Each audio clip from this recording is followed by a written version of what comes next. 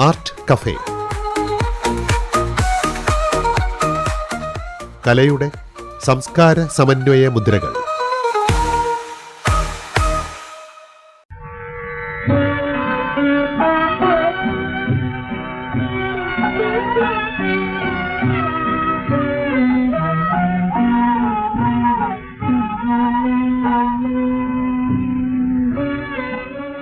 പാടാനോർത്തൊരു മധുരിത ഗാനം.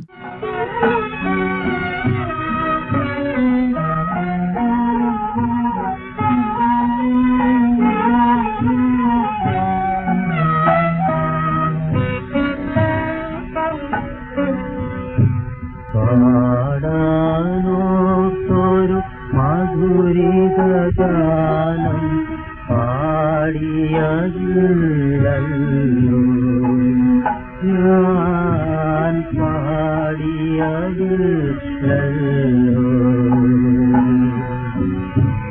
പാടാനോർത്തൊരു മധുരിത ഗാനം പാടിയതില്ലല്ലോ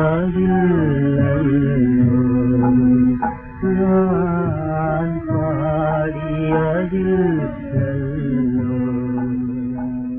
കോഴിക്കോട് അബ്ദുൽ ഖാദർ എന്ന ഗായകൻ പാടിയ പരശതം ഗാനങ്ങൾക്കിടയിൽ നിന്നും അദ്ദേഹത്തിന്റെ ഒരു കടുത്ത ആരാധകൻ നിശ്ചയമായും തെരഞ്ഞെടുക്കുന്നത് ഈയൊരു ഗാനമായിരിക്കും.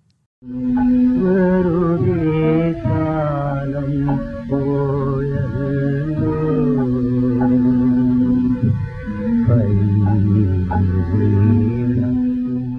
ഇതൊരു ചലച്ചിത്രഗാനമല്ലാതിരുന്നിട്ടുകൂടി അയാൾ ഇത് തെരഞ്ഞെടുക്കുന്നത് എന്തുകൊണ്ടാകാം?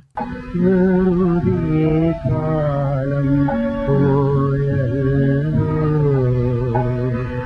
ഞാൻ പാടാനോർത്തൊരു മധുരിത ഗാനം പാടിയതില്ലല്ലോ ഞാൻ പാടിയതില്ലല്ലോ. ലെസ്ലി ആൻഡ്രൂസ് എന്ന അബ്ദുൽ ഖാദർ എന്ന മനുഷ്യന്റെ വിഷാദഭരിത ജീവിതത്തിന്റെയും കോഴിക്കോട് അബ്ദുൽ ഖാദർ എന്ന ഗായകന്റെ അപൂർണ സംഗീത ജീവിതത്തിന്റെയും അടയാള ഗാനം പോലെ ഈ ഗാനം അത്രമേൽ വിഷാദമധുരിതമായിരിക്കുന്നു.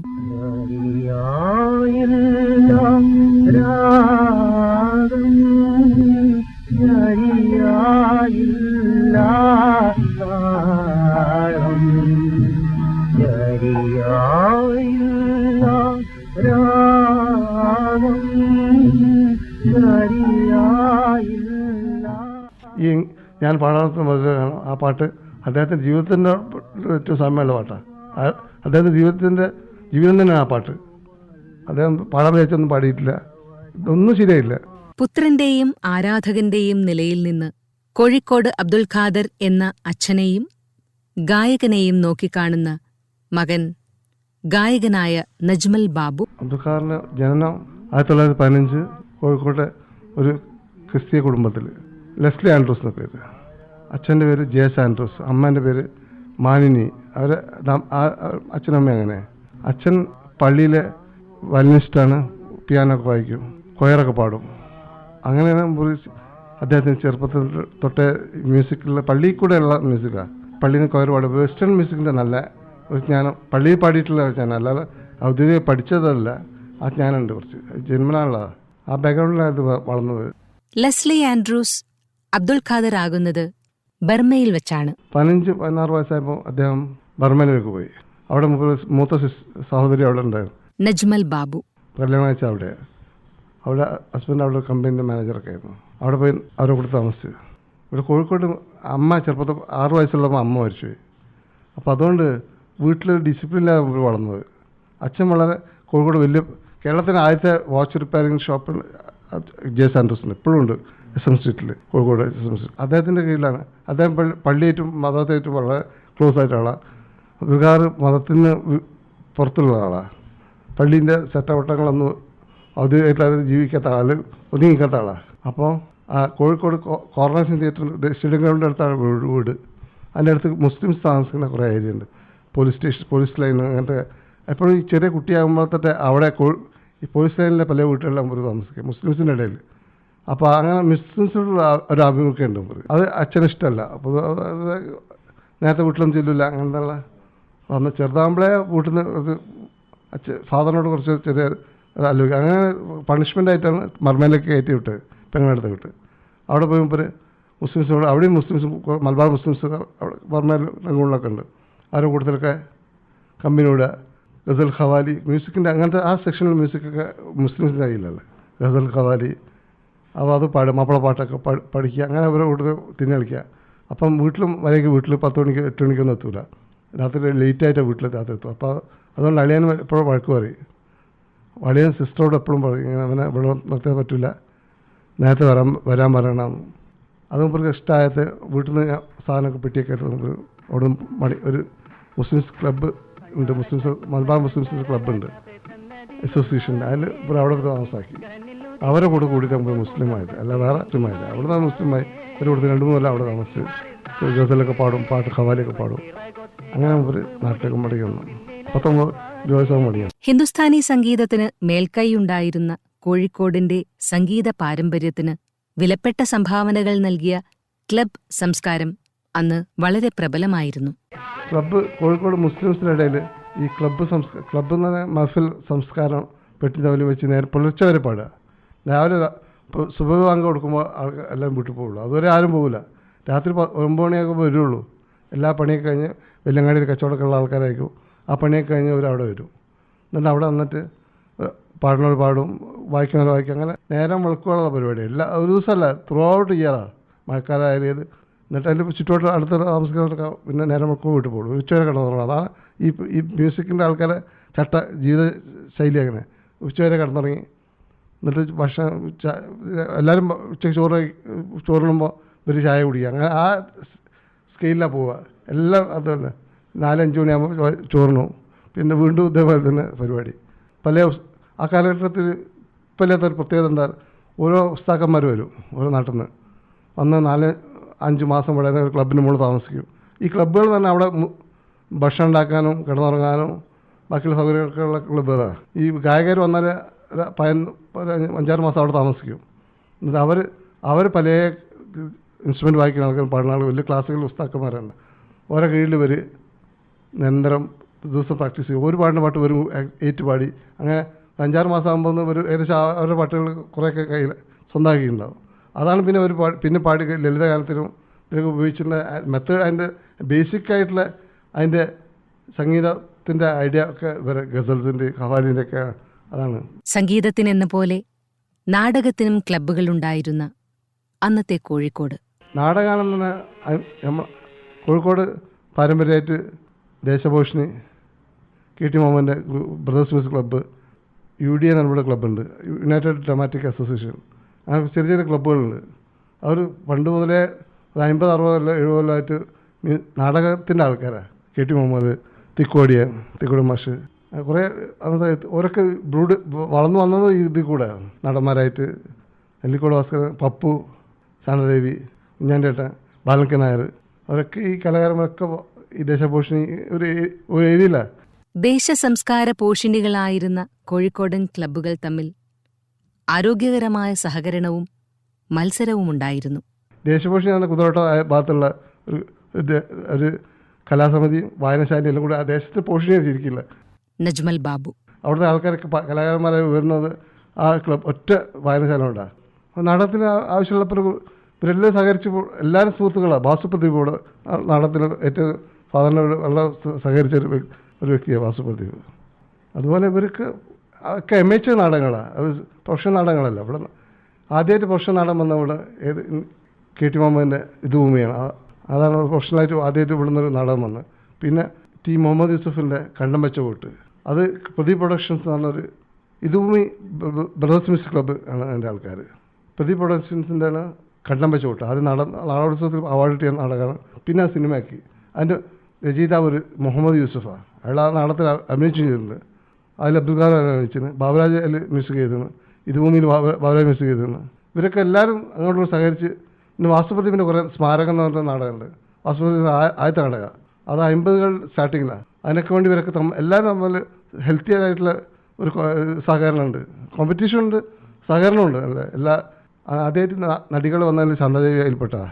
വിലാസിനിയൊക്കെ ആദ്യമായിട്ട് വന്ന ആൾക്കാർ. ഇവർ എന്നും പാടുന്ന എന്നും എന്ന് പറഞ്ഞാൽ നാടകം, ടൗൺ ഹാളിൽ നാടകം ഉണ്ടാവും. അതിനൊക്കെ പുതിയ പുതിയ പാട്ടുകൾ വരും അവതരിപ്പിക്കും. അതിനൊന്നും റെക്കോർഡില്ല. അതിന് കേട്ടിട്ടുള്ള അറിവ് മാത്രമേ ഉണ്ടാവുള്ളൂ, റെക്കോർഡില്ല. തൃശ്ശൂർ കേരള കലാവേദി ചെറുകാടിൻ്റെ നാടകം നമ്മളൊന്ന് അവതരിപ്പിച്ച് അതിൽ ബാബുരാജ് മ്യൂസിക്, അതിൽ വളരെ ഫേമസ് ആയ പാട്ടുണ്ട്, ഇരുനാഴി മണ്ണിനായി. ഇരുനാഴി മണ്ണിനായി ഉഴരുന്ന കർഷകർ ഇരുകാലി മാടുകളായിരുന്നു. മയിലാടും മേടുകളിൽ പുലിയലറും കാടുകളിൽ ഒളിമാടം കെട്ടിയൊരക്കാരണവന്മാർ. ബാബുരാജ് പാടുകയും ചെയ്തു. ആ പാട്ട് നാടകത്തിൽ ബാബുരാജ് അഭിനയിക്കുകയും ചെയ്തിട്ടുണ്ട്. പ്രേംജി, പരിയാനം പറ്റ, MS നമ്പൂരി, ഭാഗീരഥി, രാജ്കുമാരി ഇവരൊക്കെ നാടകം അഭിനയിച്ച ആൾക്കാർ. പിന്നെ ഉള്ള പാട്ട് പച്ചപ്പനന്തത്തെ, അത് അബ്ദുക്കാവിടെയാ. പച്ചപ്പനന്തത്തെ പുന്നാരപ്പൂമുത്തെ പുന്നല്ലിൻ പൂങ്കരളേ,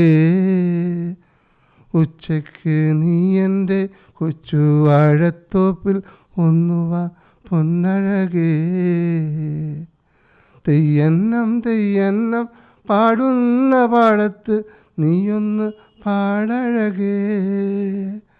കൊയ്യുന്ന കൊയ്ത്തരി വാളിന് കിക്കിളി പെയ്യുന്ന പാട്ടുപാട്, പെയ്യുന്ന പാട്ടുപാട്. അക്കാണും മാമല വെട്ടി വയലാക്കി ആര്യൻ വിത്തെറിഞ്ഞു. അക്കാണും മാമല വെട്ടി വയലാക്കി ആര്യൻ വിത്തെറിഞ്ഞു. അക്കാര്യം നിന്റെ ആനന്ദപ്പാട്ടിൻ്റെ ഇണമാണൻ കിളിയേ, ഇണമാണൻ കിളിയേ. പച്ചപ്പനന്തത്തെ പുന്നാരപ്പൂമുത്തെ പുന്നല്ലിൻ പൂങ്കരളേ, ഉച്ചയ്ക്ക് നീ എൻ്റെ കൊച്ചു വാഴത്തോപ്പിൽ ഒന്നുവാ പൊന്നഴകേ, ഒന്നുവാ പൊന്നഴകേ. ക്ലബ്ബുകളിലെ തട്ടിൻപുറത്തെ രാത്രികാല സംഗീത സതിരുകളും നാടകഗാനങ്ങളും ആകാശവാണി ഗാനങ്ങളും കൊണ്ട് അബ്ദുൽ ഖാദർ പെരുമ ചലച്ചിത്ര രംഗത്തേക്കുമെത്തി. നവലോകം എന്ന ചലച്ചിത്രത്തിലൂടെ സിനിമാ പിന്നണി ഗായകനായിത്തീർന്നു. തങ്കക്കിനാക്കൾ ഹൃദയേ വീശും വനാന്ത ചന്ദ്രികയാരോ നീ, സങ്കൽപ്പമാകെ പുളകം പൂശും വസന്ത സുമമേയാരോ നീ. മധുരിത ജീവിതവാനിൽ തെളിയും മായാത്തമഴവിൽ പോലെ, മധുരിത ജീവിതവാനിൽ തെളിയും മായാത്തമഴവിൽ പോലെ. മമ മനമരുളും വൃന്ദാവനമിതിൽ വരൂ പ്രേമരാധേ, നീ വരൂ പ്രേമരാധേ.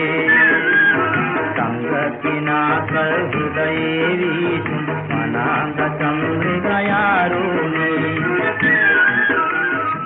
നവലോകത്തിൽ ദശാമൂർത്തി സാറാണ് ആൻഡ് മ്യൂസിക്. അതിൽ തങ്കക്കിനാക്കൾ പാട്ട്, പരിതാപമിതേ ഹാ ജീവിതമേ, അതതിൻ്റെ പാട്ടാണ്. പരിതാപമിതേ ഹാ ജീവിതമേ, നീ കരയൂ മാനസമേ, നീ കരയൂ മാനസമേ. പരിതാപമിതേ ഹാ ജീവിതമേ. കോഴിക്കോട് അബ്ദുൽ ഖാദറും MS ബാബുരാജും തമ്മിലുള്ള ആത്മബന്ധം പ്രശസ്തമാണ്. വിമൽകുമാറിൻ്റെ അസിസ്റ്റൻ്റായ ബാബുരാജ്. എന്താ പറയുക, ബാബുരാജ് അബ്ദുൽ ഖാദർ കല്യാണം ചെയ്ത രണ്ട് സിസ്റ്റേഴ്സിന്, മൂത്ത സിസ്റ്റർ അബ്ദുൽ ഖാദർ വെച്ച്, ഇളയ സിസ്റ്റർ ബാബുരാജ് വെച്ച്. ഈ സിസ്റ്റേഴ്സിൻ്റെ ഒരു എൽഡർ ബ്രദറുണ്ട്, കുഞ്ഞാമ്പെന്ന് പറഞ്ഞ പോലീസുകാർ. അയാളാണ് ഇവർ വളർത്തിക്കൊണ്ടുവന്ന, ഇവർ വലിയ പട്ടരാക്കിയതും ക്രെഡിറ്റ് മുഴുവൻ അദ്ദേഹത്തിനാണ്. അദ്ദേഹം കല്യാണം കഴിച്ചില്ല, പോലീസുകാരനാണ്, ഹെഡ് കോൺസ്റ്റബിളാണ്. ഇതുപോലെ കലാകാരൻ KT മുഹമ്മദിനെ ഒക്കെ വളർത്തിക്കൊണ്ട് അതാണ് ഒരു ദൗത്യം. ഇപ്പോൾ ജീവിതത്തിൽ ഒന്നും ചെയ്തില്ല, വേറെ കാര്യം പണി, ഫാമിലി ലൈഫൊന്നും ഇല്ലാത്ത ആളാണ്. മരിച്ചു. ഈ കൂട്ടായ്മയിൽ നിന്നും ഉരുവം കൊണ്ട നല്ല ഗാനങ്ങളൊന്നും തന്നെ നമുക്ക് ലഭിച്ചിട്ടില്ല എന്ന് വേണം പറയാൻ. അവയിൽ മിക്കതും ആ സംഗീതരാത്രികളിൽ അന്തരീക്ഷത്തിൽ അലിഞ്ഞ് വിസ്മൃതമായി. അപ്പം ഇവർ ഒരു വീട്ടിലാണ് താമസിച്ചത്. അപ്പോൾ ഇവരുടെ കുറേ പാട്ടുകൾ മിക്കപ്പോഴും ട്യൂൺ ചെയ്ത് പാടി നല്ല നല്ല പാട്ടുകൾ ഇറക്കണം. നല്ല ഔട്ട്സ്റ്റാൻഡിംഗ് ആയിട്ടുള്ള പാട്ടുകളുണ്ട്. അത് കേൾക്കാനും പറ്റിയിട്ടില്ല, റെക്കോർഡ് ചെയ്യാനും പറ്റിയിട്ടില്ല.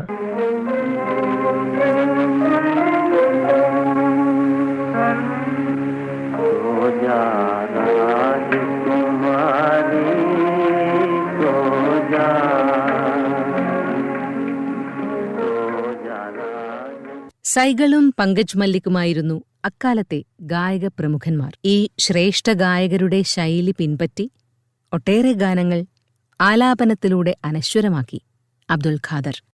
ഞങ്ങളുടെ പാട്ട് നിറയെ പാടും, ഞങ്ങൾ എല്ലാ പാട്ടും പാടും. അതിൻ്റെയൊക്കെ മലയാളത്തിൽ അതിൻ്റെ വരികൾ എഴുതിണ്ടാക്കിയിട്ട് 53 ഇവിടെ പി ഭാസ്കർ മാഷ് ഇവിടെ AR ഉണ്ടായിരുന്നു.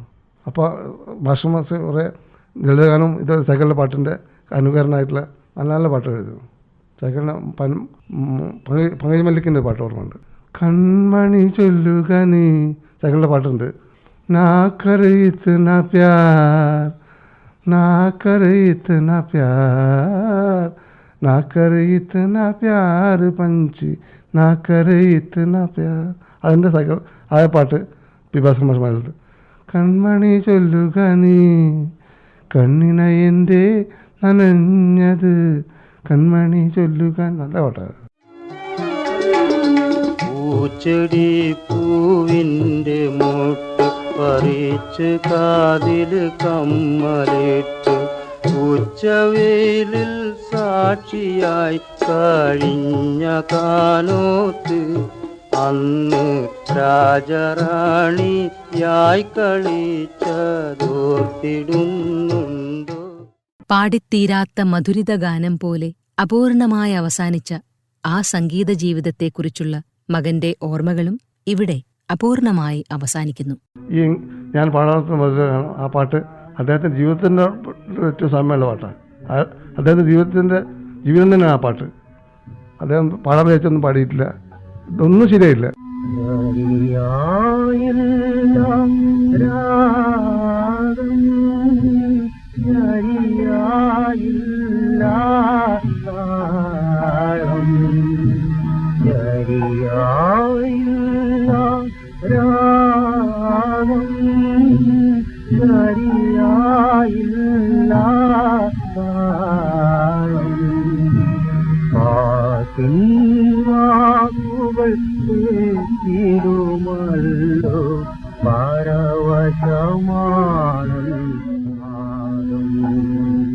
പാടാനോർത്തൊരു മധുരിത ഗാനം. കോഴിക്കോട് അബ്ദുൽ ഖാദറെക്കുറിച്ച് മകൻ നജ്മൽ ബാബുവിന്റെ ഓർമ്മകൾ ഉൾപ്പെടുത്തിയ പരിപാടി സമാപിക്കുന്നു.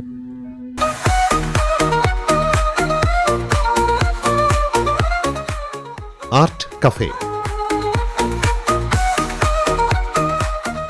കലയുടെ സംസ്കാര സമന്വയ മുദ്രകൾ.